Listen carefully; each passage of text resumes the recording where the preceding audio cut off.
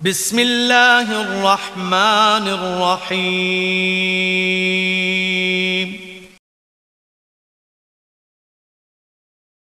بسم اللہ الرحمن الرحیم۔ ناظرین اکرام، آپ کی اصلاح اور دینی معلومات کے اضافے کے لیے مکتب توحید الجالیات المذنب القصیم سعودی عرب پیش کرتے ہیں درس بعنوان رجب کے کنڈے۔ اس درس کو آپ کی خدمت میں پیش کرنے کی سعادت حاصل کر رہے ہیں فضیلت الشیخ سید معراج ربانی حفظہ اللہ۔ بادشاہ شہزادے کو دیکھ کر حیران رہ جاتا ہے اور وزیر کو ماجرا پوچھتا ہے تو وزیر کنڈے کا مذاق اور جھٹلانے کا واقعہ بیان کرتا ہے اور توبہ کے بعد کنڈے بھرنے کا ارادہ کرتا ہے۔ بادشاہ وزیر کو بحال کر دیتا ہے اور تمام مال دولت لوٹا دیتا ہے اور ساتھ ہی خود بھی کنڈے بھرنے کا عزم کر لیتا ہے۔ پھر اس کے بعد بادشاہ، وزیر اور رعایا سب کنڈے بھرنے کا اہتمام کرنے لگتے ہیں۔ اس طرح سے 22 رجب کو کنڈے کی کہانی شروع ہوتی ہے۔ میرے بھائیوں، اس من گھڑت کہانی کی نہ کوئی سند ہے نہ ہی اس کی کوئی دلیل ہے، اور یہ بھی میں بتا دوں مدینہ طیبہ میں نہ کبھی کوئی بادشاہ ہوا ہے اور نہ کبھی کوئی وزیر رہا ہے۔ یہ دلیل کہ امام ابو حنیفہ رحمۃ اللہ علیہ بھی سن 80 میں پیدا ہو رہے ہیں اور امام جعفر بھی اور میں آپ کو کیا بتاؤں، ہمارے بعض علماء احناف نے تو اپنی کتابوں میں امام جعفر باقاعدے دلائل دیے ہیں کہ استاد اور شاگرد رہے ہیں، اور بلکہ امام جعفر سے جو امام ابو حنیفہ رحمۃ اللہ علیہ نے تعلیم حاصل کی تھی اس کو ایک صندوق میں بند کر کے دریائے فرات کے اندر ڈال دیا گیا ہے، اور وہ کب نکلے گا؟ امام مہدی جب آئیں گے، جب اس کو نکالیں گے اور وہی فقہ نافذ کریں گے۔ یہ کتابوں میں لکھا ہے، ہمارے حنفی مولویوں نے لکھا ہے۔ ظلم کی حد دیکھیں آپ، کس کو روئیں، کس کو کہیں؟ جب جعفر صادق کا نام کیوں چوائس کیا گیا؟ کسی اور کا بھی نام لگا سکتے تھے کہ نہیں لگا سکتے تھے، لیکن فاتحہ ہی کھانا تھا، نیاز ہی کھانی تھی، تو حضرت جعفر ہی کا نام کیوں منتخب کیا گیا اور سر فہرست لایا گیا؟ اللہ اکبر۔ جبکہ حقیقت یہ ہے کہ اگر آپ تاریخ کے پنے اٹھائیں تو جعفر صادق کا رجب کے مہینے سے کوئی تعلق نہیں ہے۔ نہ جعفر صادق کی پیدائش رجب میں ہوئی ہے اور نہ ہی حضرت جعفر کی وفات رجب کے مہینے میں ہوئی ہے، بلکہ رجب کے مہینے سے تو ان کا کوئی تعلق ہی نہیں ہے، تو پھر ان کا نام کیوں منتخب کیا گیا؟ آؤ مسلمانوں، میں تمہیں بتلاؤں کہ تمہیں کس کس طرح لوٹا گیا اور تمہارے گلشن اسلام اور گلشن ایمان کے اوپر قادسیہ مدائن کس مہینے میں فتح ہوئے ہیں تمہیں پتا ہے؟ اللہ اکبر، تمہیں یہ بھی نہیں معلوم ہے۔ اور کس کے ہاتھوں اللہ نے فتح دی ہے؟ حضرت سعد ابن ابی وقاص رضی اللہ تعالیٰ عنہ کے ہاتھوں۔ کس کے ہاتھوں؟ حضرت سعد ابن ابی وقاص رضی اللہ تعالیٰ عنہ کے ہاتھوں۔ اور کس مہینے میں قادسیہ کی جنگ ہوئی ہے اور اللہ تعالیٰ نے فتح دی ہے؟ وہ مہینہ بھی سنو۔ اور اس قادسیہ کے اندر کس کو مارا گیا؟ رستم کو۔ کس کو؟ رستم کا نام سنا ہے تم نے؟ اپنے بچوں کے نام تم رکھتے ہو رستم زماں۔ کیا نام رکھتے ہو؟ رستم۔ یہ کون تھا؟ یہ کافر تھا۔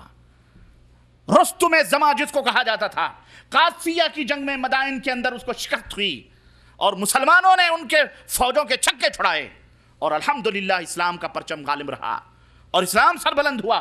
سعد ابن ابی وقاص رضی اللہ تعالیٰ عنہ کے ہاتھوں میں اللہ تبارک تعالیٰ نے ان کے ہاتھوں سے قادسیہ اور مدائن کو فتح کیا۔ کس مہینے میں؟ اور رستم کس مہینے میں مارا گیا؟ یہی محرم کا مہینہ تھا ہوگا۔ اور یاد رکھو لوگوں، شرک اور بدعت کی گٹھریاں اپنے سروں پر رکھ کر کے جب پل صراط کے اوپر سے گزرو گے اور تمہارے قدم لڑکھڑائیں گے تو اللہ کی قسم اس وقت نہ کوئی ولی تمہاری دستگیری کر سکتا ہے اور نہ ہی کوئی نبی اور نہ ہی کوئی مرشد تمہیں بچا سکتا ہے۔ یہ ساری خوش فہمیاں اور جھوٹی تسلیاں، یہ بیعتیں، یہ نیاز اور فاتح، یہ سب کے سب اسی دنیا کے اندر رہ جائیں گی۔ اور سنو، رب کا فرمان تمہیں پکار پکار کے کہہ رہا ہے کہ وَمَن يَهْدِ اللَّهُ فَهُوَ الْمُهْتَدِ وَمَن يُضْلِلْ فَلَن تَجِدَ لَهُ وَلِيًّا مُرْشِدًا۔ اے لوگو، جس کو اللہ ہدایت دے وہی ہدایت پا سکتا ہے، اور جس کو اللہ گمراہ کر دے اسے کوئی ہدایت دے سکتا نہیں دے سکتا۔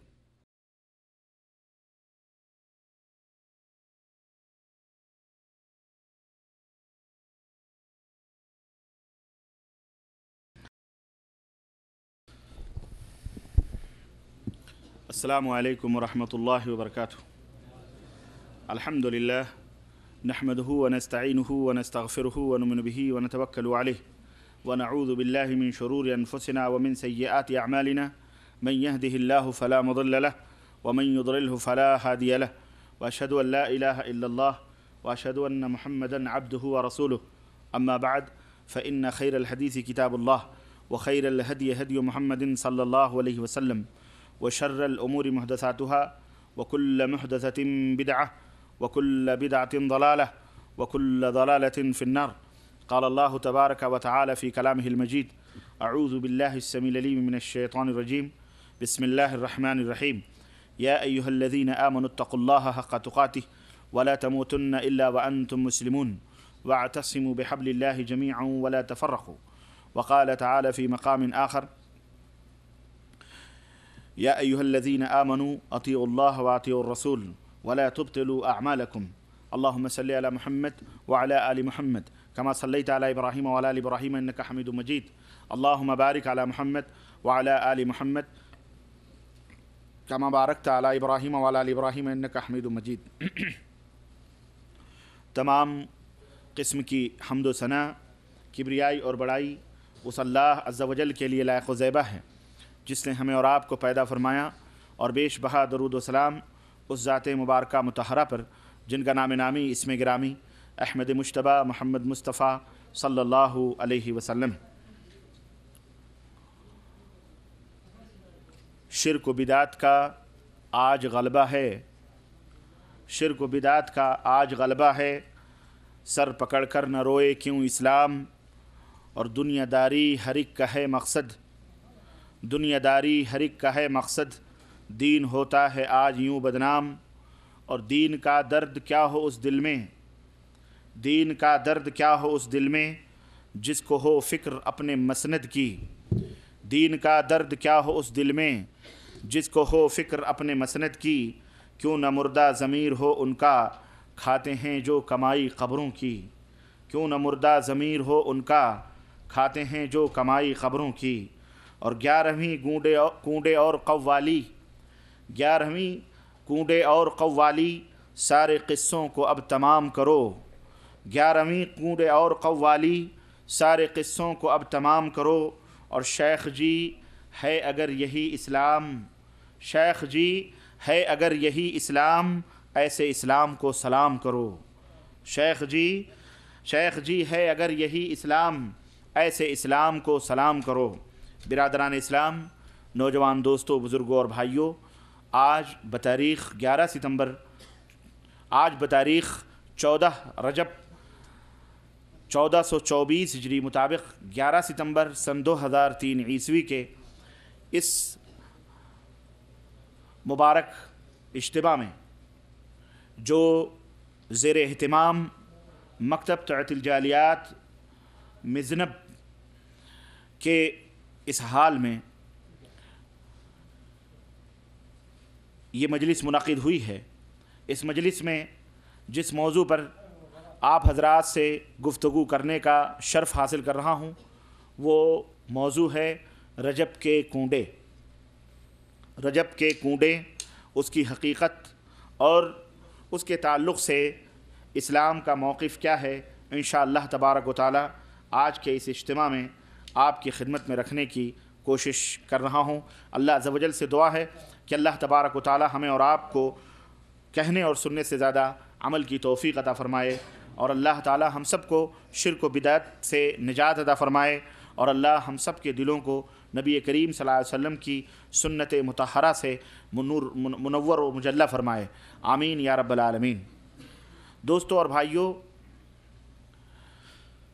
قرآن کریم کی جن آیات کی تلاوت میں نے کی ہے، اللہ عز و جل نے ارشاد فرمایا کہ اے وہ لوگوں جو ایمان لائے ہو اللہ سے ڈرو جیسا کہ ڈرنے کا حق ہے، اور جب تم مرو تو اس حال میں مرو کہ تم مسلمان ہو. وَاعْتَصِمُوا بِحَبْلِ اللَّهِ جَمِيعًا وَلَا تَفَرَّقُوا، اور اللہ کی رسی کو مضبوطی کے ساتھ تھام لو، ٹکڑے ٹکڑے نہ ہو، فرقے فرقے نہ بنو، گروہ در گروہ نہ بنو. دوسری آیت کریمہ جو میں نے پڑھی ہے، اللہ تعالیٰ نے ارشاد فرمایا کہ اے وہ لوگوں جو ایمان لائے ہو اللہ کی اطاعت کرو اور اس کے رسول کی اطاعت کرو.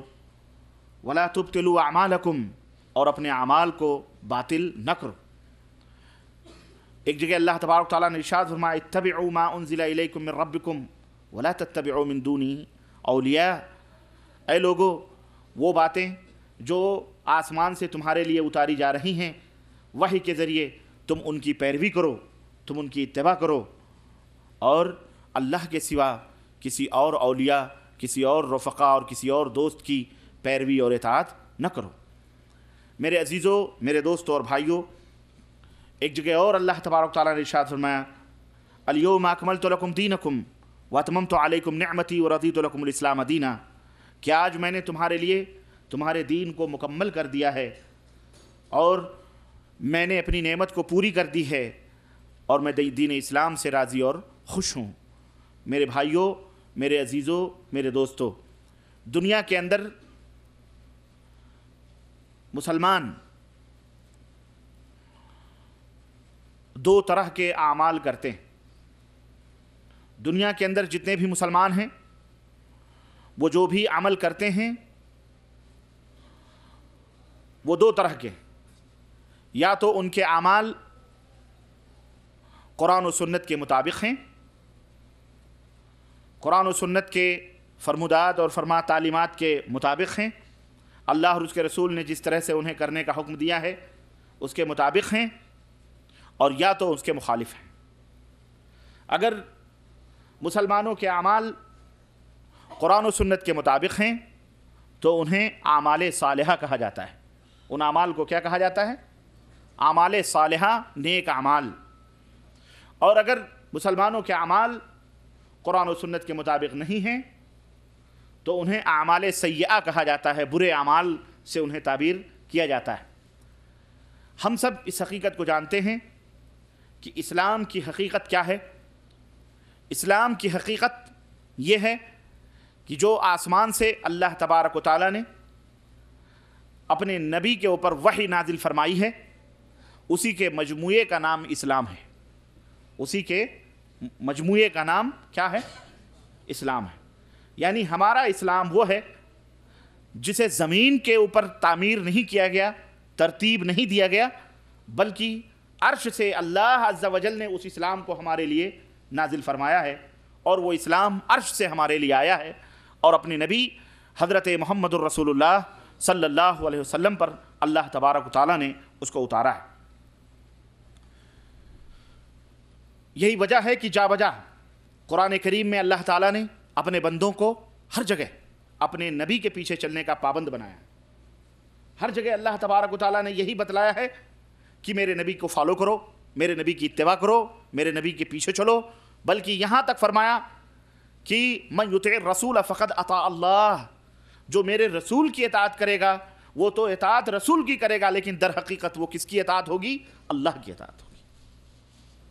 اللہ تعالیٰ نے یہاں تک فرمایا قل ان کنتم تحبون اللہ فاتبعونی یحببکم اللہ، اے نبی میرے بندوں سے آپ کہہ دو کہ اگر تمہیں اللہ سے محبت ہے اور تم یہ دعویٰ کرتے ہو کہ تم اللہ سے محبت کرتے ہو، فاتبعونی، تو میری پیروی اور میری اتباع کرو، یحببکم اللہ، اللہ تمہیں اپنا محبوب بنا لے گا، اللہ تمہیں اپنا دوست بنا لے گا، ویغفر لکم ذنوبکم واللہ غفور رحیم، اور اے میرے بندو تم نبی کی پیروی کرو گے، نبی کی اتباع کرو گے، اس اتباع کے عوض میں، اس اتباع کے بدلے ہم تمہارے گناہوں کو معاف فرما دیں گے، تمہارے گناہوں کو تمہارے لیے بخش دیں گے۔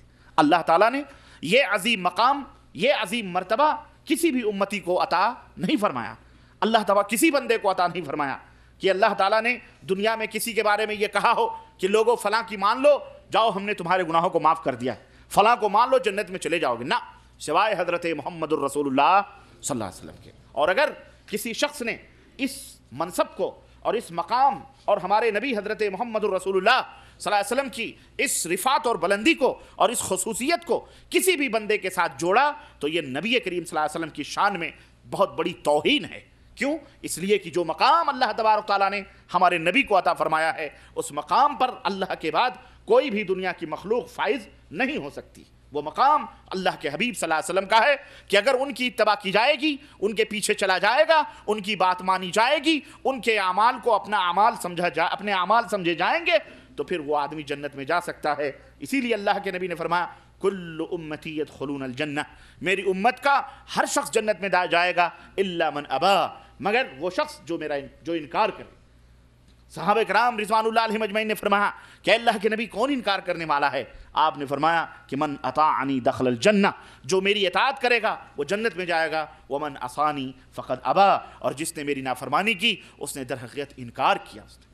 اس لیے میرے مسلمان دوستو اور بھائیو، میں نے بتلایا کہ اسلام کی حقیقت یہ ہے کہ جو آسمان سے اتبعوا ما انزل الیکم من ربکم، اے لوگو تمہارے رب کی طرف سے جو باتیں نازل کی جا رہی ہیں، اتاری جا رہی ہیں، تم ان کی اتباع اور پیروی کرو۔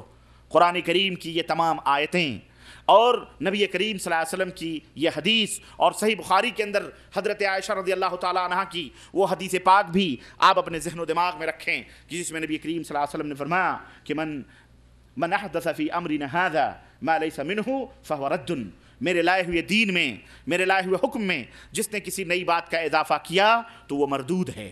وہ کیا ہے؟ مردود ہے، وہ باطل ہے، وہ جھوٹ ہے، اس کو قبول نہیں کیا جائے گا۔ وَمَن يَبْتَغِ غَيْرَ الْإِسْلَامِ دِينًا فَلَن يُقْبَلَ مِنْهُ وَهُوَ فِي الْآخِرَةِ مِنَ الْخَاسِرِينَ۔ اللہ نے فرمایا کہ اس اسلام کو جو اللہ کی طرف سے نازل کیا گیا ہے اور پیغمبر اسلام لے کر کے تمہارے پاس آئے ہیں، اس کو چھوڑ کر کوئی دوسری راہ تم اپناؤ گے، دوسرا راستہ اپناؤ گے تو وہ قبول نہیں کیا جائے گا، بلکہ وہ تمہارے منہ پہ مار دیا جائے گا اور آخرت میں تم خسارہ اور گھاٹا اٹھانے والوں میں سے ہو جاؤ گے۔ صحیح مسلم کے اندر اللہ کے رسول صلی اللہ علیہ وسلم نے ارشاد فرمایا کہ من عمل عملا لیس علیہ امرنا فہو رد، جس نے کوئی ایسا عمل کیا جو عمل ہم نے نہیں کیا ہے، جس نے کوئی ایسا عمل کیا جس عمل پر ہماری مہر نہیں، جس کو ہم نے نہیں کیا ہے، وہ عمل کیا ہے؟ مردود ہے، باطل ہے۔ وہ عمل کتنا حسین، کتنا خوبصورت کیوں نہ ہو۔ یہ آیات اور یہ احادیث میرے عزیزو، اور اللہ تعالیٰ نے فرمایا الیوم اکملت لکم دینکم، یہ دین مکمل ہے۔ یہ دین کیا ہے؟ مکمل کا مطلب سمجھتے ہو کیا ہے یارو؟ مکمل کا مطلب یہ ہے کہ بھرا ہوا ہے بالکل، اب اس میں ایک قطرے بھی اضافے کی گنجائش باقی نہیں۔ یہ دین مکمل ہے، کامل ہے، اس میں کسی کو بھی حذف یا اضافہ کرنے کی اتھارٹی حاصل نہیں ہے۔ یہ دین کامل ہے، اللہ کی طرف سے آیا ہے، اور یہ دین قیامت تک کے لیے آیا ہے۔ اب نہ کوئی دوسرا نبی آئے گا اور نہ ہی کوئی دوسرا دین آئے گا، یہی آخری نبی ہے اور یہی آخری دین ہے۔ اور قرآن کریم کی اس آیت کریمہ کو سامنے رکھتے ہوئے اس کا مطلب ہمیں واضح طور پر ہماری سمجھ میں یہ آتا ہے کہ جو بھی دینی احکامات اس امت کو دیے جانے والے تھے وہ سب کے سب اللہ تبارک و تعالیٰ نے اپنے بندوں کو دے دیے۔ الیوم اکملت لکم دینکم، دین مکمل ہو گیا، مطلب جو بھی احکامات، جو بھی فرمودات، جو بھی تعلیمات قیامت تک کے لیے اللہ تعالیٰ کو اپنے بندوں کو دینا تھا، اللہ تعالیٰ نے وہ تمام احکامات اپنے بندوں کو دے دیے، اور ہدایت کی یہ نعمت پوری ہو گئی، اور اس امت کے لیے جس دین اور جس طریقے اور جس طریقے عمل، جس دین اور جس طریقے کو پسند کیا گیا ہے اس کی تکمیل کر دی گئی ہے، اور اسی دین اسلام کو رب کی طرف سے پسندیدگی کی سند عطا کر دی گئی ہے کہ یہی میرے نزدیک سب سے زیادہ پسندیدہ وَرَضِيتُ لَكُمُ الْإِسْلَامَ دِينًا، وَرَضِيتُ لَكُمُ الْإِسْلَامَ دِينًا، اور میرے نزدیک پسندیدہ دین کون سا دین ہے؟ اسلام ہے۔ اب جو شخص بھی اللہ کا محبوب بندہ بننا چاہتا ہے، اللہ کا قریبی بندہ بننا چاہتا ہے، اور اللہ رب العزت کا سے قریب ہونا چاہتا ہے، اس کے لیے ضروری ہے کہ وہ اس کامل اور اس مکمل دین کا پابند اور پیروکار بن جائے، اور اسے اپنا اللہ اور اس کے مطابق اپنی زندگی کو گزارے، یہاں تک کہ اللہ اسے اپنا محبوب بندہ بنا لے گا۔ ہے کہ نہیں؟ اس آیت کریمہ سے واضح طور پر یہ بات سمجھ میں آتی۔ اور میرے عزیزو، یہ الیوم اکملت لکم دینکم واتممت علیکم نعمتی ورضیت لکم الاسلام دینا، اس آیت کریمہ کی نزول کی اہمیت اور اس کی عظمت کا اندازہ آپ اس واقعے سے لگائیں کہ ایک یہودی عالم نے حضرت فاروق اعظم عمر بن خطاب رضی اللہ تعالیٰ عنہ سے بڑی حسرت سے اس نے یہ بات کہی کہ اگر یہ آیت کریمہ جو تم مسلمانوں کے اندر نازل ہوئی ہے کہ آج کے دن میں نے اپنے دین کو مکمل کر دیا ہے، اگر یہ ہم یہودیوں پہ نازل ہوتی تو ہم اس آیت کے نزول کے دن کو خوشیوں کا دن سمجھ لیتے، عید کا دن قرار دیتے۔ اسے اس بات کا میرے عزیزو یہودی کو قلق تھا، تکلیف تھی کہ یہ آیت ان کی کتاب کے اندر کیوں نہیں اتری، یہ آیت مسلمانوں کے اوپر کیوں اتری۔ مسلمانوں کے لیے کیوں آئی ہے؟ اس کا دین وہ یہ سوچتا تھا، اس کو یہ تکلیف تھی کہ آخر یہودیت جو دین ہے اس کو آخری اور مکمل ہونے کا، کامل اور مکمل ہونے کی سرٹیفکیٹ کیوں نہیں نصیب ہوئی؟ یہ اعزاز نبی آخر الزماں محمد الرسول اللہ اور ان کی امت کو کیوں حاصل ہو رہا ہے؟ اس یہودی کو اس بات کی تکلیف اور اس بات کا قلق تھا۔ آپ اس آیت کریمہ کی عظمت اور اہمیت کا اندازہ اس بات سے لگائیں کہ وہ یہودی کتنی حسرت بھری بات سے حضرت عمر بن خطاب رضی اللہ تعالیٰ عنہ سے مخاطب تھا۔ لیکن افسوس اور صد افسوس، اس بات کا افسوس کا مقام ہے کہ اس عظیم نعمت کا احساس اس یہودی عالم کو تو ہو گیا، مگر اس امت کو اور بالخصوص ہمارے ہندوستان، پاکستان، بنگلہ دیش، نیپال اور بھوٹان اور اس کے قرب و جوار افغانستان اور جو بھی اردو سمجھنے والے جہاں مسلمان رہتے ہیں، یا فارسی بولنے والے یا بنگلہ بولنے والے جو بھی مسلمان ہیں ہمارے مشرقی ایشیا کے اندر، ان مسلمانوں کو اس بات کا اور اس آیت کریمہ کی عظمت کا احساس نہ ہو سکا، اور نعوذ باللہ اور ثم نعوذ باللہ انہوں نے اس کامل و مکمل دین کو ناقص سمجھ کر اس کی تکمیل کے لیے، اس کو مکمل کرنے کے لیے اپنے بزرگوں اور اپنے ولیوں کی عقیدت اور محبت کی آڑ میں بدعات اور خرافات کے وہ گل کھلائے، خرافات اور بدعات کے وہ نقشے پیش کیے کہ علامہ والحفیظ کہاں اسلام کی وہ زرعی اور مقدس صاف اور ستھری تعلیمات، اور کہاں بدعات اور خرافات کے یہ پلندے۔ اور آج میرے عزیزو صورتحال یہ ہو گئی ہے کہ اسلام کے عظیم رکن نماز، زکوٰۃ، روزے، حج سے زیادہ اہمیت لوگوں کے نزدیک کس بات کی ہو گئی ہے؟ نظر و نیاز کی ہو گئی ہے، فاتحے کی ہو گئی ہے، سویم دویم تیجے اور 40ویں کی ہو گئی ہے، شب برات کی ہو گئی ہے، اور رجب کے کنڈوں کی ہو گئی ہے۔ فاتحہ اور نیاز کو اس کو حاصل ہو چکی ہے۔ حج جیسی عظیم عبادت کی جگہ اجمیر اور گلبرگہ اور کلیر اور داتا گنج اور حجویری اور پاک پٹن کے عرسوں اور میلوں نے لے لی ہے، اور مزاروں پہ چلہ کشی اور وہاں پہ جھاڑو وغیرہ دینے کو یہ دلوں کی پاکی اور صفائی کا ذریعہ سمجھا جانے لگا ہے، بتایا جاتا ہے۔ اور مسنون اذکار اور اعمال جو حضرت محمد الرسول اللہ صلی اللہ علیہ وسلم سے وہ دعائیں، وہ اذکار جو ثابت ہیں، ان کی جگہ خود ساختہ گڑھے ہوئے اعمال اور اذکار نے لے لی ہے۔ اللہ اکبر۔ اور سچ فرمایا تھا مولانا حالی رحمہ اللہ نے، کہتے ہیں کہ مزاروں پہ دن رات نظریں چڑھائیں، شہیدوں سے جا کے مانگیں دعائیں۔ مزاروں پہ دن رات نظریں چڑھائیں اور شہیدوں سے جا کے مانگیں دعائیں، نہ توحید میں کچھ خلل ان کے آئے، نہ اسلام بگڑے نہ ایمان جائے۔ نہ توحید میں کچھ خلل ان کے آئے، نہ اسلام بگڑے نہ ایمان جائے۔ دوستو اور بھائیو، انہی بدعات اور خرافات کے بہت سارے پلندوں میں سے، بہت سارے ڈھیروں میں سے ایک بدعت نہیں، سینکڑوں بدعتیں ہمارے امت مسلمہ کے اندر، نبی کریم صلی اللہ علیہ وسلم کی اس امت کے اندر سینکڑوں بدعتوں نے جنم لے لیا ہے، اور ایک نہیں، اس کی کئی شکلیں ہیں۔ لیکن آج کی اس مجلس میں انہی بدعتوں میں سے ایک بری رسم، اسی شہر رجب کے مہینے میں ایک بری رسم رجب کے کنڈوں نے لے رکھی ہے۔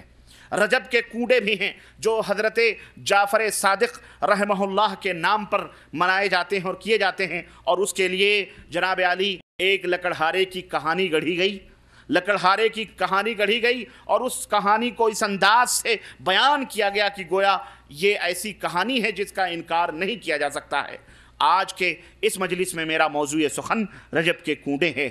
ہمارے ہندوستان میں، پاکستان میں، بنگلہ دیش میں اور مختلف گوشوں میں، یہ ہمارے بر صغیر ہی میں زیادہ سے زیادہ اس رجب کے کنڈوں کی بڑی شہرت اور بڑی اہمیت ہے۔ انشاءاللہ ہم آپ کی خدمت میں اس رجب کے کنڈے کی حقیقت کو کھول کر کے رکھیں گے، اور آپ کے سامنے ان حقائق کو بیان کریں گے کہ جناب عالی سن کر کے آپ کے ہاتھوں کے طوطے اڑ جائیں گے کہ اعوذ باللہ، ہم کیا سمجھ رہے تھے اور کہاں اور کس دلدل اور کس تاریکیوں میں ہم ٹامک ٹوئیاں مار رہے ہیں۔ انشاءاللہ تبارک و تعالی ہم اس حقیقت کو سنیں گے انشاءاللہ۔ اللہ تعالیٰ سے دعا ہے کہ اللہ تعالیٰ ہمیں اس حقیقت کو بے نقاب کرنے کی توفیق عطا فرمائے، اور ہم سب کو نبی کریم صلی اللہ علیہ وسلم وسلم کے دین کے خلاف جتنی بھی سازشیں اور باتیں ہیں اللہ ان کو چھوڑنے کی توفیق عطا فرمائے اور ہم سب کو شرک و بدعات سے نجات عطا فرمائے اور ہمارے دلوں میں توحید و سنت کی شمعوں کو اللہ تعالیٰ روشن فرمائے، آمین یا رب العالمین۔ میرے عزیزوں، میرے دوستوں اور بھائیوں، رجب کے کنڈے کے تعلق سے آپ حضرات جانتے ہیں کہ نہیں جانتے ہیں؟ آپ حضرات رجب کے کنڈے کے بارے میں جانتے ہیں کہ نہیں جانتے ہیں؟ آخر آپ لوگوں کے ہاں رجب کے کنڈے بھرے جاتے ہیں کہ نہیں بھرے جاتے ہیں؟ کنڈا بھرا جاتا ہے کہ نہیں بھرا جاتا ہے؟ ہاں، اور بڑے شان اور بڑے شوکت سے بھرے جاتے ہیں یہ کنڈے۔ میں انشاءاللہ تعالی آپ کو لکڑہارے کی کہانی بھی بتلاؤں گا کہ وہ کہانی کیا ہے، سنیں گے اس کو؟ آپ لوگ جانتے ہیں لکڑہارے کی کہانی کو؟ بہت کم لوگ ہیں جانتے ہیں، عموماً عام طور پر لوگ نہیں جانتے۔ آئیے عام طور پر ایک سوال لوگوں کے ذہن و دماغ میں ابھرتا ہے اور لوگ کرتے ہیں کہ جناب علی، ہم میں جو انتقال فرما جاتے ہیں، ہم میں جو مر جاتے ہیں، آخر ہم ان کے لیے کیا کر سکتے ہیں؟ جو مر جاتے ہیں ہم ان کے لیے کیا کریں؟ زندگی میں تو ہم نے کچھ نہیں کیا، اب مرنے کے بعد محبتیں لوٹ کے آتی ہیں۔ زندگی میں ہم نے پانی تک نہ پوچھا اس بیچارے کو، کبھی اپنے دروازے پہ چارپائی کرسی یا کوئی پٹرا وٹرا بھی نہ پیش کیا کہ بھئی لو بیٹھ جاؤ، یا چارپائی بھی نہ بچھائی۔ لیکن مرنے کے بعد بڑی محبتیں آتی ہیں۔ مرنے کے بعد میں اب یہ سوچتا آدمی اب کیا کریں کہ اس کی روح کو فائدہ پہنچے، کس طرح سے مردوں کی روح کو ہم تسلی پہنچا سکتے ہیں۔ چنانچہ یہ ایک الگ موضوع ہے کہ روحوں کو تسلی کیسے ملتی ہے اور ہم کس طرح سے روحوں کو فائدہ پہنچا سکتے ہیں، جس کی وضاحت کے لیے بہرحال ایک وقت درکار ہے۔ انشاءاللہ کبھی کسی موقع پر میں اس کی تفصیلی روشنی اس کے اوپر ڈالوں گا، مگر یہاں اتنا میں عرض کر دوں کہ میرے عزیزوں، میرے دوستوں، اسلام ایک کامل و مکمل دین ہے اور اس نے کسی بھی مسئلے کو تشنا یا ادھورا نہیں چھوڑا۔ آپ کو اگر روحوں کی تسلی کے موضوع پر اسلام سے معرفت حاصل کرنی ہو، علم حاصل کرنا ہو، تو آپ یہ نہ سوچیں کہ اسلام میں اس تعلق سے کوئی تعلیم موجود نہیں ہے، نہ موجود ہے، اور سیر حاصل بحث کی گئی ہے اور تشنا کامی کو ختم کیا گیا ہے، اور مکمل اس تعلق سے اسلام اپنے ماننے والوں کو تعلیم دیتا ہے۔ تو کسی مسئلے کو اسلام کے اندر ادھورا نہیں چھوڑا گیا ہے، اور نہ ہی مسلمانوں کو، یہ بات کان لگا کر کے سنو، نہ ہی مسلمانوں کو اسلام اس بات کی آزادی دیتا ہے کہ وہ اپنی جانب سے کسی بھی مسئلے کا حل نکالیں۔ سمجھ آئی کہ نہیں آئی؟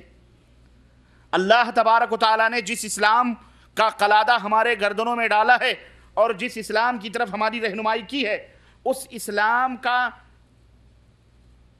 اسلام کی امتیازی خصوصیتوں میں سے ایک خصوصیت یہ بھی ہے کہ وہ اپنے ماننے والوں کو اپنی خواہشات اور اپنی مرضیات اور اپنی طبیعتوں کے مطابق چلنے کا حکم نہیں دیتا، بلکہ اس کی مرضیات، اس کی خواہشات کو، اس کے تمام سب آرزوؤں، تمناؤں کو، چاہتوں کو اسلام کے تابع کرنا پڑتا ہے۔ کس کے تابع؟ اسلام کے تابع کرنا پڑتا ہے۔ ہماری تمہاری کوئی چاہت، کوئی طبیعت، کوئی خواہش کچھ بھی نہیں، جو اسلام چاہے گا وہی ہوگا۔ ایک مسلمان کلمہ پڑھتا ہے تو اس کا یہی مطلب ہوتا ہے۔ اسلام نے اس بات کی آزادی ہرگز نہیں دی ہے کہ کوئی مسلمان اپنی طرف سے کوئی مسئلہ حل کر کسی مسئلے کا حل نکالے، نہ، بلکہ کتاب و سنت میں اس سلسلے میں پوری کی پوری مکمل رہنمائی موجود ہے کہ مرنے کے بعد اس کے ورثہ، گھر والے، رشتہ دار، عام مسلمانوں پہ اس کے تعلق سے کیا ذمہ داری عائد ہوتی ہے اور عام مسلمانوں کو کیا کرنا چاہیے، اس کے ورثہ کو کیا کرنا چاہیے، سب کچھ پیغمبر اسلام حضرت محمد رسول اللہ صلی اللہ علیہ وسلم نے بتلا دیا ہے۔ اب نبی کے رہنمائی پر، نبی کی تعلیم پر اگر کسی کو اطمینان نہ ہو، نبی کریم صلی اللہ علیہ وسلم کی فرمودات پر اگر کسی کو تسلی اور تشفی نہ ہو، تو اس کا کوئی علاج دنیا میں موجود نہیں ہے۔ میرے بھائیو، نبی نے بتلا دیا ہے، اب تمہاری تسلی ہو نہ ہو، تم اس کا کیا کر سکتے ہیں؟ اب آئیے اتنی بنیادی بات سمجھنے کے بعد اب ہم اصل موضوع پہ آتے ہیں۔ عام طور پر مسلمانوں میں دو طرح کے فاتحے موجود ہیں۔ کتنی طرح کے؟ معلوم ہے کون کون سی طرح کے؟ دو طرح کے فاتحے موجود ہیں اور بڑے زور و شور سے امت میں رائج ہیں ہمارے بر صغیر ہندوستان، پاکستان، بنگلہ دیش وغیرہ میں۔ نمبر ایک، رجب کا کنڈا، اس کا فاتحہ بڑے زور و شور سے ہوتا ہے، اور نمبر دو، ربیع الاول میں یا ربیع الثانی میں 11ویں، ربیع الثانی میں 11ویں کی نیاز۔ یہ اور بات ہے کہ کچھ لوگوں نے اب ہر ہفتے کرنا شروع کر دیا ہے. کیوں؟ بڑی لذیذ ہوتی ہے نا یہ، بڑی لذت ہے. مرغ کٹتے ہیں، بکرے کٹتے ہیں، دیگیں ٹھنکتی ہیں، ماشاءاللہ. اب کون سال بھر ربیع الثانی کا انتظار کرے؟ اس لیے جناب عالی اب اس 11ویں کو ہر ہفتے، بولو ہوتا ہے کہ نہیں ہوتا؟ کبھی شریک ہوئے ہیں آپ لوگ؟ یہاں بھی شریک ہوئے ہیں؟ یہاں نہیں بتانا، نہیں تو متوع کہیں چھاپا نہ پڑ جائیں. میرے عزیزوں، میرے دوستو، آپ پکاؤ کھاؤ، حلال کھاؤ حرام کھاؤ، اپنے گھر میں کھاؤ، کون دیکھتا ہے؟ لیکن اللہ سب سے بڑا ہے جو تمہارا نگراں ہے، جو دیکھ رہا ہے جو بھی کر رہے. کہنے کا مطلب یہ ہے کہ یہ 2 طرح کے فاتحے بڑے زور و شور سے ہمارے یہاں مناتے ہیں. آج میں 11ویں نہیں بلکہ رجب ہی کے اوپر، رجب کے کوڑے کے اوپر اپنی تحقیق میں پیش کرنے کی جرات کر رہا ہوں. اور رجب کے بعد جو دوسرا مہینہ آ رہا ہے، کون سا؟ اس میں بھی بڑی مارکت العرب بدعت اور شرک کے جو ہے وہ کیے جاتے ہیں، ہے کہ نہیں؟ اس میں بھی آ رہی ہر مہینے ہر مہینے مسلمانوں نے خوب جو ہے بنا کر کے. اور اللہ تعالیٰ نے صحیح فرمایا قرآن کریم میں کہ یا ایھا الذین آمنوا ان کثیرا من الاحبار والرہبان لیأکلون اموال الناس بالباطل. اے ایمان والو، بہت سارے علماء، بہت سارے مشائخ، بہت سارے دینی رہنما لوگوں کا مال باطل طریقے سے کھاتے ہیں، حرام طریقے سے کھاتے ہیں. لوگوں کا مال کس طریقے سے کھاتے ہیں؟ حرام طریقے سے کھاتے ہیں. وَيَصُدُّونَ عَن سَبِيلِ اللَّهِ، اور لوگوں کو اللہ کی راہ میں، اللہ کی طرف آنے سے لوگوں کو روکتے ہیں. آج کتنے لوگ ہیں حرام طریقے سے اپنے جہنم بھر رہے ہیں. یہ کسی نہ کسی نتیجے سے، کسی نہ کسی طرح سے تمہاری جیبوں سے نوٹ نکالنا اور اپنا جہنم بھرنا ان کا طریقہ بن چکا ہے، حرام طریقے سے. یہ اللہ تعالیٰ کا فرمان ہے. یہ کس کا فرمان ہے؟ اللہ تعالیٰ کا فرمان ہے. اس لیے اس کو اپنے ذہن میں رکھو. میرے بھائیو، شاید آپ اس حقیقت کو جانتے ہیں کہ آؤ ہم تمہیں ذرا سا ابتدائے اسلام کی طرف، ابتدائے اسلام سے ہم تمہیں اس بدعت کی، رجب کے کوڑے کی حقیقت کو تاریخی تسلسل کے ساتھ جوڑ کر کے بتلاتے چلیں کہ آپ اس حقیقت کو شاید جانتے ہیں کہ اسلام کی شوکت و عظمت سے، ابتدائے اسلام کے اندر اسلام کی عظمت اور اس کی رفعت اور بلندی سے متاثر ہو کر بے شمار عجمیوں نے، بے شمار یہودیوں اور مجوسیوں نے اسلام قبول کر لیا. خوف سے، ڈر سے، لالچ سے امن اور راحت کو حاصل کرنے کے لیے جہاں جہاں اسلام کی فوجیں گئیں، بہت سارے لوگوں نے تو دل سے اسلام کو قبول کیا، لیکن بہت سارے لوگوں نے خوف اور ڈر سے اسلام کو، بولو، قبول کیا.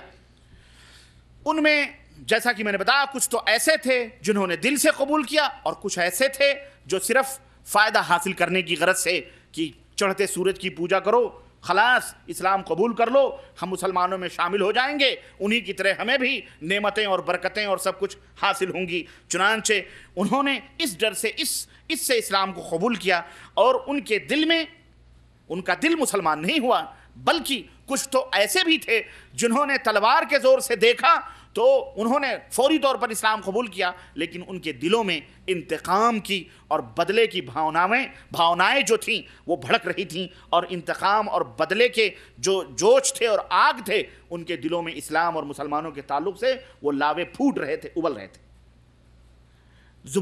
زبانی طور پر وہ مسلمان ہوئے تھے، لیکن انتقام کی آگ ان کے سینوں میں بھڑک رہی تھی. وہ بظاہر تو مسلمان تھے لیکن بباطن وہ اسلام کے دشمن تھے. ان چند نو مسلموں کی جماعت کا جو قائد اور رہنما تھا اس کا نام کیا تھا؟ آپ لوگوں میں کوئی جانتا ہے؟ اللہ آپ کو جزائے خیر دے. اس کا نام، دیکھیں اتنے لوگ بیٹھے ہیں ابھی پتہ ہی نہیں. اس کا نام کیا تھا؟ بولو، اب تو بولو. عبداللہ ابن سبا. کیا نام تھا؟ یاد رکھنا، یاد رکھنا. جس طرح سب سے پہلے قتل کرنے والے کا نام یاد ہونا چاہیے. کون ہے سب سے پہلا دنیا میں خون بہانے والا؟ قابیل. 2 بھائی تھے، حابیل اور قابیل. دونوں میں قتل کرنے والا کون ہے؟ جس کے نام کے شروع میں قاف ہے وہی قاتل ہے. یاد رکھنا، یہ جس کے نام کے شروع میں، کبھی حابیل کو نہ سمجھ لینا، حابیل بڑے نیک آدمی تھے، بلکہ قاتل وہی ہے جس کے نام کے شروع میں کیا ہے؟ قاف ہے، وہی قاتل ہے. تو جس طرح تمام اللہ کے نبی نے فرمایا قیامت تک جتنے قتل ہوں گے اس کی گردن پر اس کا خون کا ایک حصہ ہوگا قابیل پر، کیونکہ سب سے پہلے انسان کا خون اس نے گرایا ہے۔ اسی طرح سے عبداللہ ابن سبا یہودی، یہ یمنی تھا۔ کون تھا یہ؟ یمنی تھا۔ اس نے حضرت عثمان غنی رضی اللہ تعالیٰ عنہ کے دور میں آ کر کے اپنے دل کے اندر مسلمانوں سے انتقام لینے کے لیے اس نے حضرت عثمان غنی کے ہاتھ پر بیعت کی، اسلام قبول کیا، اور صحابہ کرام تھے ان کے درمیان رہنے لگا۔ اب جانتے ہیں کہ نیکوں کے درمیان شیطان بھی رہے تو کیسا رہے گا؟ نیکی بن کے رہے، ہے کہ نہیں؟ بے روزے داروں میں اگر دو بے روزے دار داخل ہو جاتے ہیں تو پتہ چلتا ہے یہ بے روزے دار ہے۔ روزے داروں سے بھی زیادہ خطرناک منہ اس کا بنا رہتا ہے بیچارے کا۔ ہاں، ایسا رومال مار کے ایسا بنا رہتا ہے مسکین کی جیسے یہ تو شاید 2-3 دن ابھی تک کھانا نہ کھایا، جبکہ پیٹ بھر کے آ رہا ہے گھر میں سے۔ تو ایسے ہی جن کو نفاق جن کے دلوں میں ہوتا ہے، جو دھوکہ دینا چاہتے ہیں، وہ کہیں زیادہ تقوی اور طہارت کا اور کہیں زیادہ اسلام سے محبت کا، الفت کا پیش کریں گے۔ اور صحابہ کرام کے زمانے میں تو ظاہر ہے کہ اب سوچیں، وہ صحابہ کا شاگرد، صحابہ کے بیچ رہنے والا، صحابہ کرام رضوان اللہ علیہم اجمعین سے تعلیم حاصل کرنے والا عبداللہ ابن سبا، اور وہ بھی حضرت عثمان غنی کے ہاتھ پر بیعت کرنے والا، اور نام بھی کتنا پیارا رکھا، احب الاسماء اللہ، اللہ کے ہاں سب سے مقدس اور سب سے پیارے نام کون سے ہیں؟ عبداللہ اور عبد الرحمن۔ اس نے نام بھی چوائس کیا تو عبداللہ، اور یہودی تھا، خالص یہودی، اور آیا کس نیت سے تھا؟ تاکہ مسلمانوں کی صفوں میں داخل ہو کر مسلمانوں کے ایمان اور عقیدے کو کھوکھلا کر دیں۔ کیوں؟ اس لیے کہ تلواروں سے اب ان کا مقابلہ ہم کرنے کے لائق نہیں رہے، تو اب ان کے ایمان اور عقیدے کو برباد کر دو، تاکہ جس طرح سے ہم اللہ کی رحمتوں سے دھتکار دیے گئے اور اللہ کی لعنتیں قیامت تک ہمارے اوپر آئیں گی، ایسے ہی یہ مسلمان بھی بے ایمان ہو جائیں، یہ بھی ہماری طرح ہو جائیں، تاکہ ان کے اوپر بھی دھتکار اور لعنتیں برستی رہیں اور ہم ان کے اوپر قبضہ کریں۔ ہم ان کے اوپر کیا کریں؟ ہاں، کیوں؟ اس لیے کہ گھٹیا مال جب شو روم میں ہوتا ہے کوئی چور اس کو ہاتھ نہیں لگا پاتا، لیکن جب وہ مال بیکار ہو گیا، بلدیہ کے ڈبے میں پھینک دیا گیا، تب کچڑا ڈھونڈنے والے اس مال کو اپنے ہاتھوں میں لیتے ہیں۔ تو جیسے ہی جب ایمان مسلمانوں کے سینوں سے نکال دیں گے، پھر اللہ کی رحمت سے یہ دور ہو جائیں گے، پھر ان کو جیسے بھی چاہیں گے ہم ان کو استعمال کر سکتے ہیں۔ لیکن جب تک ایمان کا کرنٹ، ایمان کی بجلی ان کے سینوں کے اندر رہے گی، ان کو ہاتھ لگائیں گے تو شاٹ مارے گا، ان کو ہاتھ لگائیں گے تو کیا ہوگا؟ ہاں، آج تمہاری بستیوں کی بستیاں پلٹ رہے ہیں، یہ کہیں کوئی شاٹ ان کو لگتا ہے؟ ہاں، تم بالکل ایسے ترنے والے بن چکے ہو کہ وہ نگلتے جا رہے ہیں، ڈکار تک نہیں لے رہے ہیں۔ اتفاق سے آج کا یہ جلسہ 11 ستمبر کو ہو رہا ہے، وما ادراک 11 ستمبر۔ تمہیں معلوم ہے 11 ستمبر کیا ہے؟ معلوم ہے؟ یاد آ گیا؟ مجھے ابھی یاد آیا ہے تھوڑی دیر پہلے۔ اتفاق دیکھیں، 11 ستمبر یہودیوں کی سب سے بڑی پالیسی، یہودیوں کی سب سے بڑی سازش کامیاب ہو گئی، اور ان خبیث یہودیوں نے وہ حرکتیں کی کہ خود گند پھیلائی، خود یہ تمام سب حرکتیں کی، اور نام کس کو لگا دیا؟ بولو، مسلمانوں کو۔ اور 11 ستمبر سے مسلمانوں کا جو حشر ہو رہا ہے، آج دوسرا سال ہے یہ، اور آج رو رہے ہوں گے، بلبلا رہے ہوں گے۔ آج مسلمانوں اور اسلاموں سے نفرت پھیلانے کے لیے نہ جانے کیسے کیسے میڈیا استعمال کر رہے ہیں ہتھیار، اور میڈیا استعمال کر رہی ہے ایسے اسلحے کے علماء والحدیث۔ مسلمانوں، آج بھی ہم کو ہوش نہیں آ رہا ہے، ہم ایسے ان کفار و مشرکین یہود و نصارہ کے نوالے بن چکے ہیں، نوالے بن چکے ہیں کہ آج ہم میں وہ نہ کرنٹ ہے، نہ ایمان کی بجلی ہے، نہ ایمان کا سوز ہے۔ آج سب کچھ بالکل نارمل موجود ہے، کچھ نہیں ہم کر سکتے، اور وہ جیسے چاہتے ہیں، جو چاہتے ہیں، جب چاہتے ہیں، آج ان کی جس ملک کو چاہتے ہیں ہلاک و برباد کر دیتے ہیں۔ افغانستان کو لوٹا ان ڈاکوؤں نے، عراق کو لوٹا ان ذلیلوں نے، اب دیکھو کن کن ملکوں کی باری آتی ہے۔ سمجھ آئی کہ نہیں آئی؟ 11 ستمبر آج کی تاریخ یاد رکھنا، اور آج یہاں سے اٹھنا تو یہ کر کے اٹھنا کہ مسلمانوں انشاءاللہ تبارک تعالی ہم قلیل تعداد ہی کیوں نہ ہوں، انشاءاللہ ہم جئیں گے مریں گے تو کتاب اللہ اور سنت رسول اللہ صلی اللہ علیہ وسلم کے اوپر جئیں گے اور مریں گے، اور ہم انشاءاللہ تبارک تعالیٰ اللہ اور اس کے رسول کے اس پیغام کو ایک ہاتھ میں رب کا قرآن لیں گے اور دوسرے ہاتھ میں حضرت محمد الرسول اللہ صلی اللہ علیہ وسلم کا پیغام لیں گے، اور عملی طور پر دنیا کے سامنے نمونہ پیش کریں گے جو حضرت محمد الرسول اللہ صلی اللہ علیہ وسلم نے ہمیں بتلایا انشاءاللہ۔ اور بدعات اور خرافات اور شرکیات اور اندھی تقلیدیں، شخصیت پرستی، ان سب سے توبہ کرنا پڑے گا تم کو۔ اگر تم نجات چاہتے ہو، اگر تم فلاح چاہتے ہو، عزت و آبرو کی زندگی چاہتے ہو، اور اگر تم کامیاب ہونا چاہتے ہو، تو سارے کے سارے لوگوں کی غلامیوں کو چھوڑ کر مدینے والے کی غلامی تمہیں قبول کرنا پڑے گی۔ اور یہ نہیں ایسی غلامی اس بیوی کی طرح کہ شوہر کے بسترے پہ بھی جاتی ہے اور پڑوسی کے بھی بسترے کو جا کے گرم کرتی ہے۔ اللہ، تمہیں ایسی بیوی پسند ہے؟ بولو۔ جب تمہیں ایسی بیوی پسند نہیں تو اللہ کو ایسے بندے بھی پسند نہیں ہیں جو ایک طرف تو لا الہ الا اللہ پڑھیں اور محمد الرسول اللہ کہیں، اور دوسری طرف امتیوں کے سام پیچھے پیچھے آنکھیں بند کر کے بکٹوٹ کی طرح دوڑتے چلے جائیں، شترے بے مہار کی طرح ان کی ہر علم گلم خرافات اور شرکیات اور ان کے تمام سب جو ہے فلسفے اور منطقوں کو ہضم کرتے چلے جائیں۔ یہ اللہ تبارک و تعالیٰ کو پسند بولو نہیں۔ یاد رکھو، جس طرح تمہیں ایسی دوغلی بیوی پسند نہیں، ایسے اللہ کو ایسے دوغلے مسلمان بولو پسند نہیں۔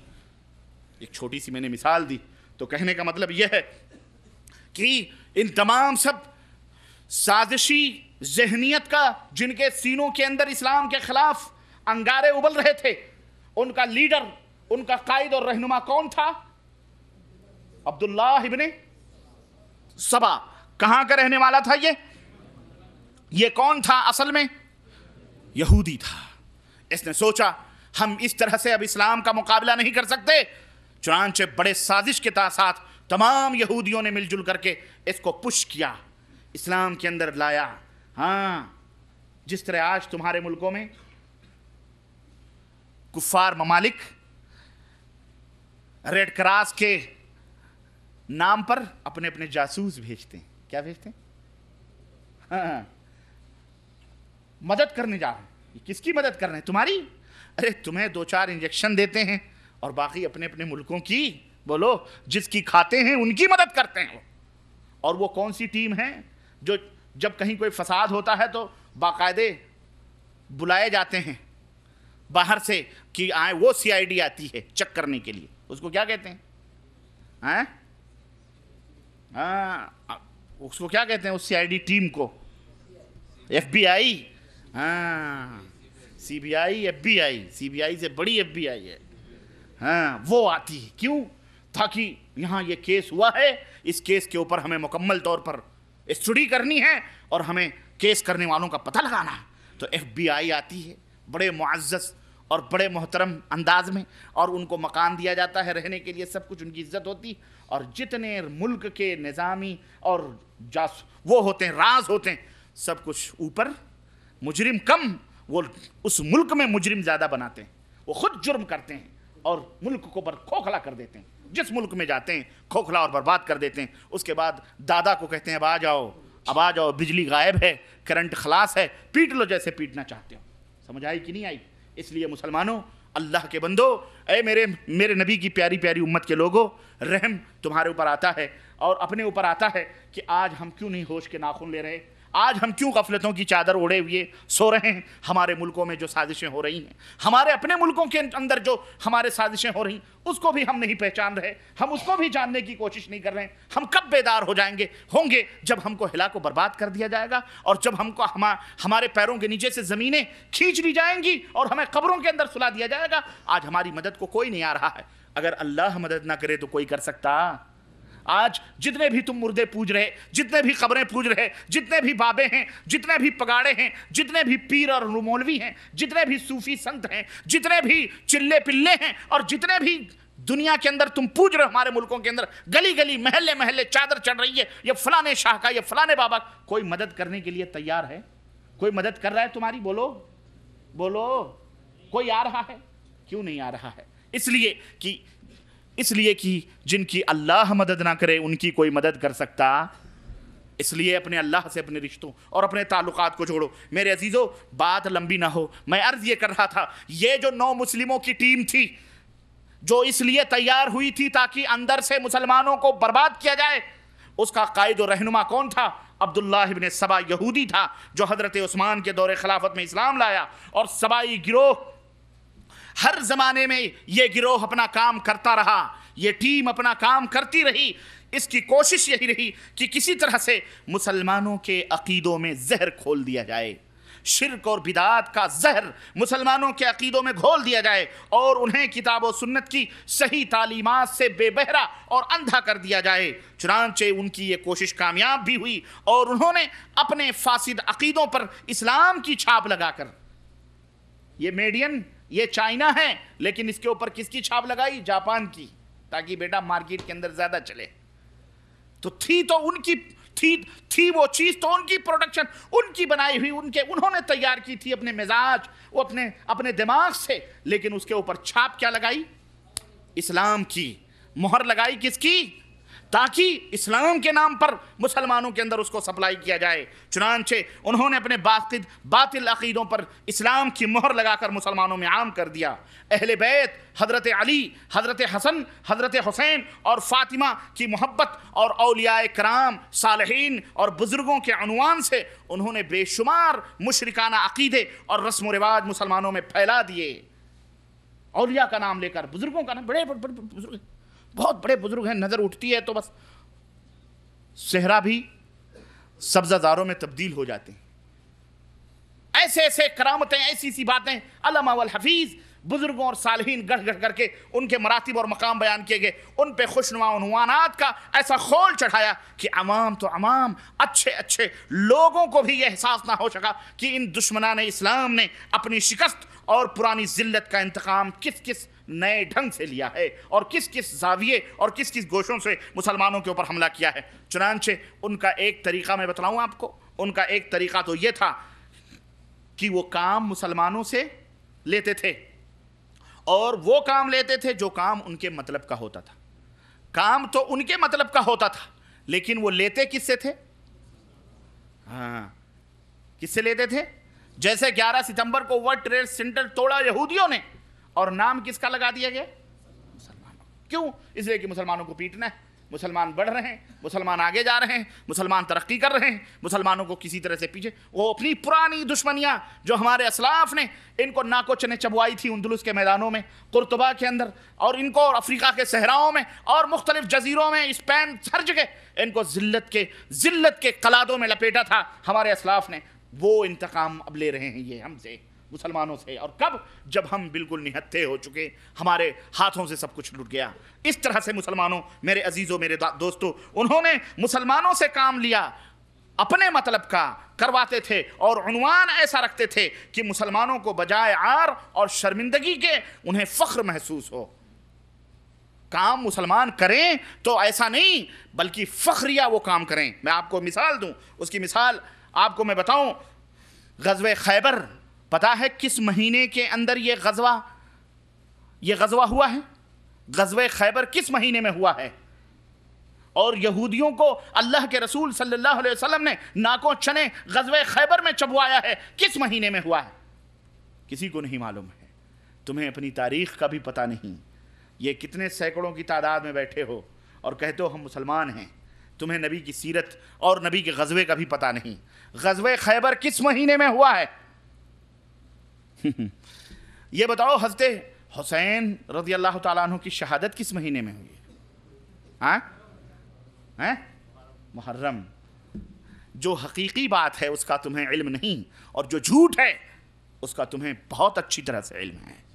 یہی میں تمہیں بتلانا چاہ رہا ہوں، یہی میں تمہیں فکر دینا چاہ رہا ہوں کہ دشمن نے جو تمہارے ساتھ حرکتیں کی ہیں، مسلمانوں، حضرت حسین نماز رسول رضی اللہ تعالی عنہ، ان کی شہادت ماہ محرم میں ہرگز قطعی نہیں ہے، بلکہ بعض روایتوں کے اندر یہاں تک آتا ہے کہ ماہ سفر میں ان کی شہادت واقع ہوئی ہے۔ اب آپ کہو گے یہ تو ربانی صاحب یہ عجیب و غریب بات کر رہے ہیں، لیکن اٹھاؤ تاریخ کے پردے، اٹھاؤ تاریخ کو، تب تمہیں پتہ چلے گا۔ تمہیں تو نبی کی سیرت کا پتہ نہیں، اور حضرت حسین کی شہادت کا تمہیں کہاں سے پتا ہوگا؟ تمہیں توتوں نے جس طرح سے رٹا دیا، مولویوں نے تمہارے جس طرح بتلا دیا، اسی کو تم رٹتے ہو۔ وہ غزوہ خیبر جس میں یہودیوں کے رگیں کاٹی گئیں، جس میں ان کا سب سے بڑا پہلوان مرحب قتل کیا گیا، حضرت علی بن ابی طالب رضی اللہ تعالیٰ عنہ نے جس کو ذلیل کیا، اور جس کے بارے میں آتا تھا اس کا اپنا قلعہ تھا، اور جاؤ کبھی خیبر دیکھو مرحب کا قلعہ، جس قلعے کے شیر کی طرح فصیلوں کے اوپر چلتا تھا، وہ اس کا مقابلہ 10 20 بڑے بڑے پہلوان سینکڑوں نہیں کر سکتے تھے۔ اس کو ذلیل کیا حضرت علی بن ابی طالب رضی اللہ تعالیٰ عنہ کے ہاتھوں۔ اللہ تبارک و تعالیٰ نے خیبر کے میدان میں ان کا سب سے بڑا رستم مارا گیا۔ کس مہینے میں؟ محرم الحرام کے مہینے میں۔ کس مہینے میں؟ محرم الحرام کے مہینے میں۔ یہ ان کی سب سے بڑی شکست اور ان کی سب سے بڑی ذلت تھی۔ اس سے بڑی ذلت کا تماشا وہ نہیں دیکھ سکتے تھے۔ قادسیہ، مدائن کس مہینے میں فتح ہوئے ہیں تمہیں پتا ہے؟ اللہ اکبر، تمہیں یہ بھی نہیں معلوم ہے۔ اور کس کے ہاتھوں اللہ نے فتح دی ہے؟ حضرت سعد ابن ابی وقاص رضی اللہ تعالیٰ عنہ کے ہاتھوں۔ کس کے ہاتھوں؟ حضرت سعد ابن ابی وقاص رضی اللہ تعالیٰ عنہ کے ہاتھوں۔ اور کس مہینے میں قادسیہ کی جنگ ہوئی ہے اور اللہ تعالیٰ نے فتح دی ہے؟ وہ مہینہ بھی سنو۔ اور اس قادسیہ کے اندر کس کو مارا گیا؟ رستم کو۔ کس کو؟ رستم کا نام سنا ہے تم نے؟ اپنے بچوں کے نام تم رکھتے ہو رستم زمان۔ کیا نام رکھتے ہو؟ رستم۔ یہ کون تھا؟ یہ کافر تھا۔ رستم زمان جس کو کہا جاتا تھا، قادسیہ کی جنگ میں مدائن کے اندر اس کو شکست ہوئی، اور مسلمانوں نے ان کے فوجوں کے چھکے چھڑائے، اور الحمدللہ اسلام کا پرچم غالب رہا اور اسلام سربلند ہوا۔ سعد بن ابی وقاص رضی اللہ تعالیٰ عنہ کے ہاتھوں میں اللہ تبارک تعالیٰ نے ان کے ہاتھوں سے قادسیہ اور مدائن کو فتح کیا۔ کس مہینے میں؟ اور رستم کس مہینے میں مارا گیا؟ یہی محرم کا مہینہ تھا۔ کس کا مہینہ تھا؟ محرم کا مہینہ۔ اللہ اکبر۔ نبی کی تاریخ دیکھو، نبی کی باتیں سنو۔ نبی فرماتے ہیں کہ محرم الحرام کا مہینہ جب مدینے میں پہنچتے ہیں، یہودی روزہ رکھتے ہیں۔ کہا کیوں روزہ رکھتے ہو؟ کہا اس لیے رکھتے ہیں کہ ہمارے نبی موسیٰ کو اللہ تعالیٰ نے فرعونیوں سے اس مہینے میں نجات عطا فرمائی۔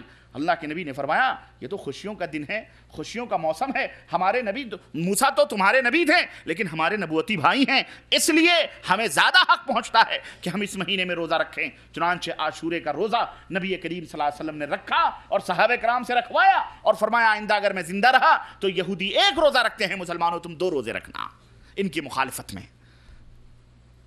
سمجھ آئی کہ نہیں آئی؟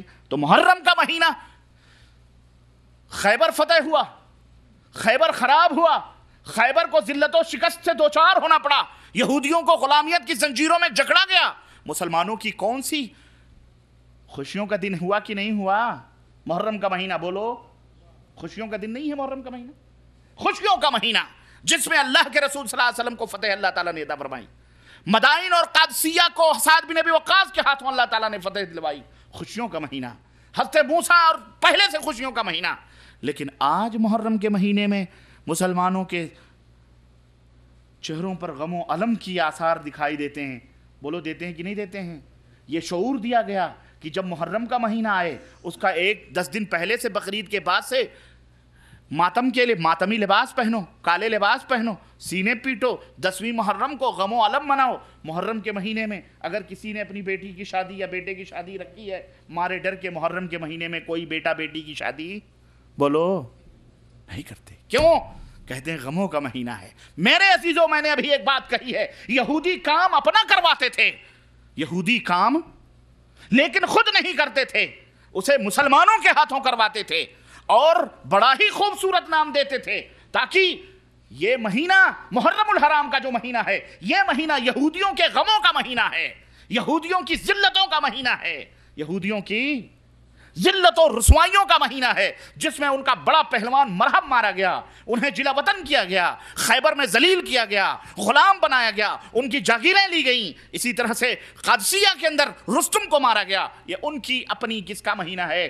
غم و علم کا مہینہ ہے۔ انہوں نے سوچا ہم تو غم منائیں، مسلمان خوشی منائیں، ایسا کیسے ہو سکتا ہے؟ لاؤ کچھ ایسا اس کو پلٹا جائے کہ جس غم میں ہم جل رہے ہیں اسی غم میں مسلمانوں کو بھی جلایا جائے۔ انہوں نے پھر ایشو بنایا، اور کس کو؟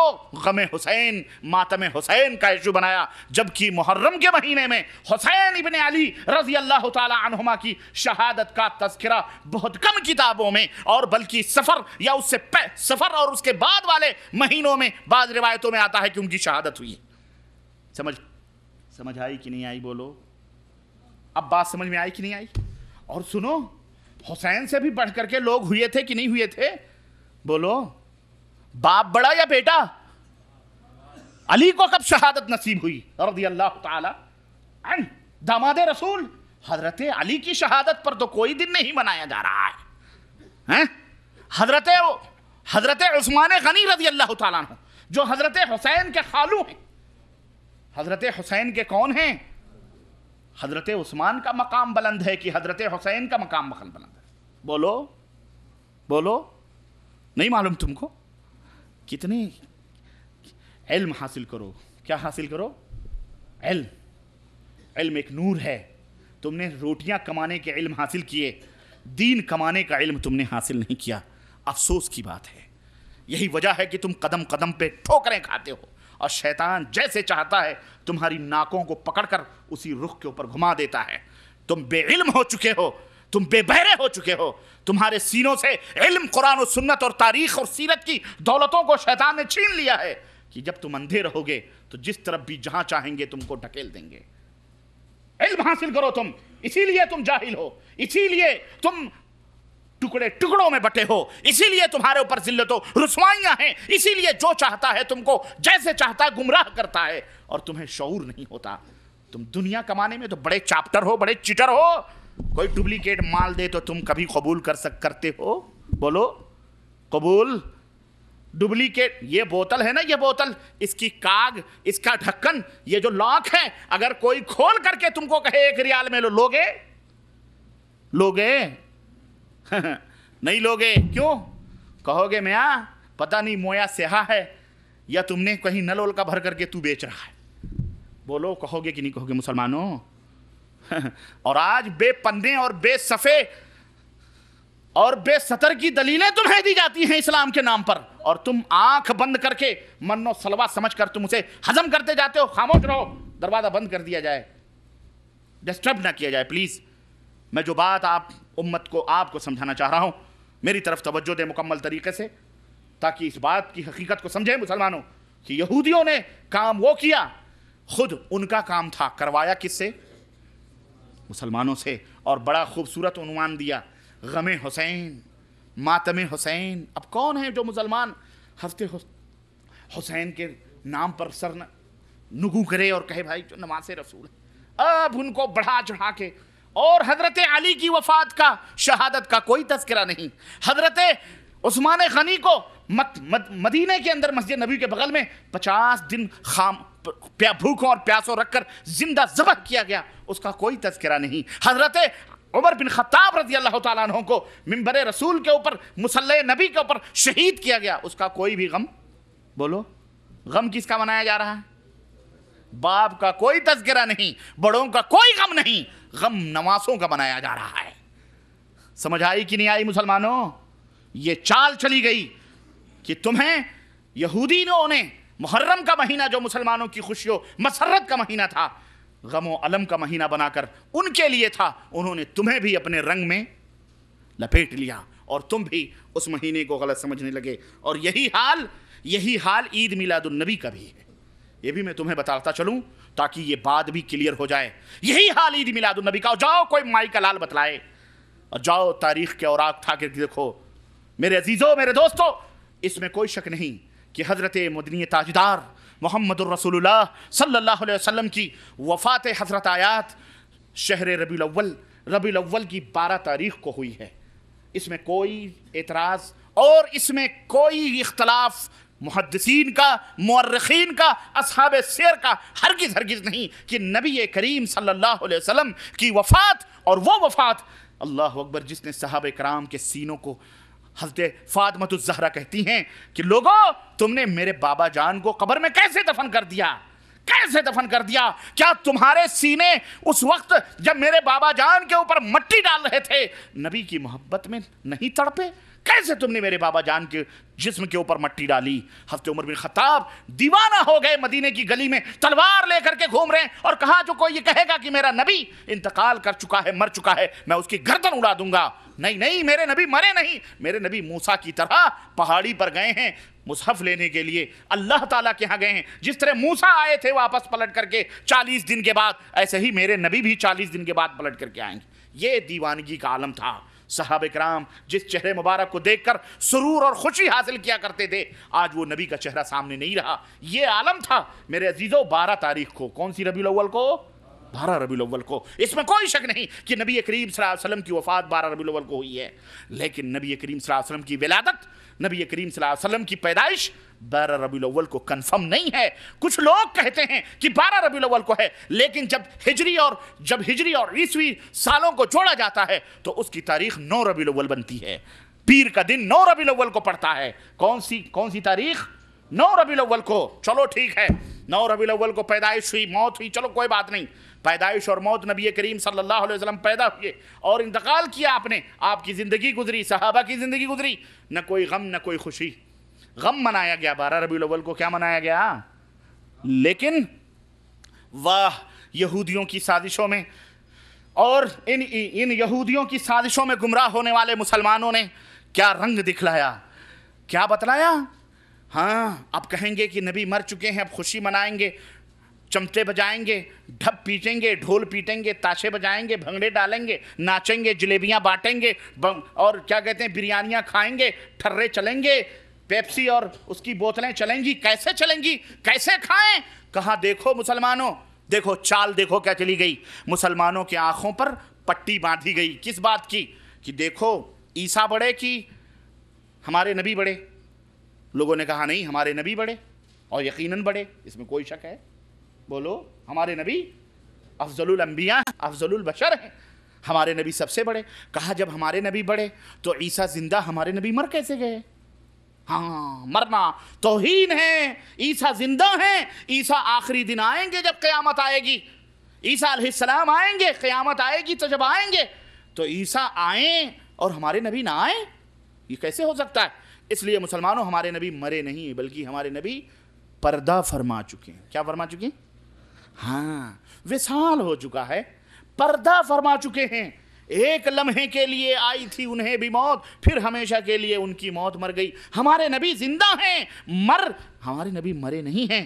अल्लाह अकबर। जब ये चश्मा लगाया गया, ये पट्टी मुसलमानों की आंखों पे डाली गई, ताकि नबी की मौत और नबी की वफात का जो गम मुसलमानों के सीने में हो। नबी के मरने से, वफात पाने से इस दुनिया में किसको सबसे ज्यादा खुशी हुई थी? बोलो। हाँ, यहूदों और नसारा को जितनी दुश्मनी थी नबी की मौत पर, उतनी ही इनको बोलो खुशी हुई थी, क्योंकि यही सबसे बदतरीन दुश्मन थे मोहम्मदुर रसूलुल्लाह सल्लल्लाहु अलैहि वसल्लम के। इसलिए नबी की वफात पर इन्हीं को सबसे ज्यादा गम, इन्हीं को सबसे ज्यादा खुशी हुई थी। अब ये खुशियां कैसे मनाएं? खुद तो खुशियां मनाते थे, अब मनाते तो अब उन्होंने सोचा मुसलमानों को भी शरीक करें। हुआ क्या नतीजा? हुआ ये कि ये अकीदा गढ़ा गया कि नबी मरता नहीं है, नबी जिंदा रहता है। इसलिए ऐ लोगों, नबी अब क्या करो, जब जिंदा हैं तो अब खुशियां हमारी खुशियों में तुम्हें भी शरीक करना है। जिंदा रहने का अकीदा मुसलमानों के आंखों पे चढ़ाया गया और कहा गया नबी जिंदा हैं, और जब जिंदा हैं तो ईद मिलादुन नबी के भंगड़े डालो, चमड़े बजाओ, जुलूस निकालो।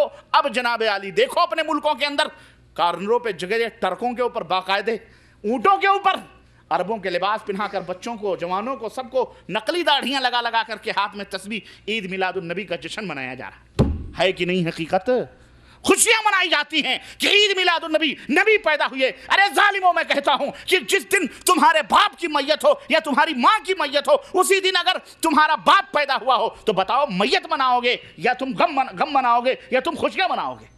हमारे नबी की वफात 12 रबीउल अव्वल को हुई है आज, और हमारे ज़मानों में आज से 20 बरस पहले से लोग 12 वफात ही कहा करते थे। कभी किसी ने सुना था? हमारे बुजुर्ग भी बैठे हैं, मुझे बताएं कि 12 वफात के सिवा और ईद मिलादुन नबी का कोई नाम सुना था? आज से 20-25 साल पहले 12 वफात ही सब कहा करते थे। इन्होंने सोचा कि 12 वफात का नाम तब्दील करो, ईद मिलादुन नबी। क्यों? खुशियां मनाएंगे, 12 वफात का नाम लेंगे, दुनिया थूकेगी।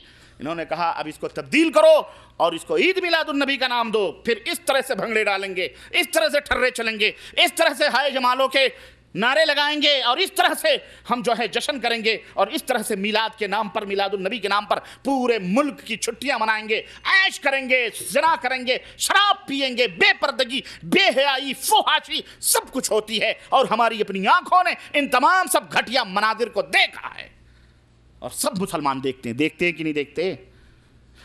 تو کتنا خوشنما عنوان لگایا، عید، جشن، بولو عید میلاد النبی۔ اور نبی کریم صلی اللہ علیہ وسلم کی وفات پر یہ خوشیاں منانے والے ذرا بھی حیا اور شرم نہیں کرتے۔ میرے عزیزوں، میرے دوستو، یہ دو مثالیں میں نے پیش کی ہیں۔ آئیے میں ذرا رجب کے کنڈوں کی طرف چلتا ہوں۔ یہی بات بالکل سیم، یہی رونا رجب کے کنڈے کا ہے۔ آپ کے ہاتھوں کے طوطے اڑیں گے، میں ابھی لاتا ہوں تاریخی روشنی میں۔ بالکل یہی معاملہ رجب کے کنڈوں کا ہے۔ یہ رجب کا مہینہ، جس مہینے میں سن 60 ہجری کو، یاد رکھنا اس سن کو، کون سی سن؟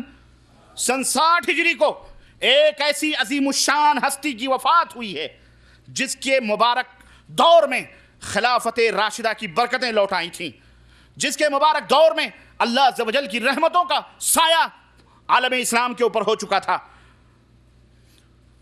اور وہ شخصیت، وہ عظیم الشان شخصیت جس نے باہمی خونریزی کو ختم کر کے تمام مسلمانوں کو ایک پرچم تلے جمع کیا تھا، اور جس کے دور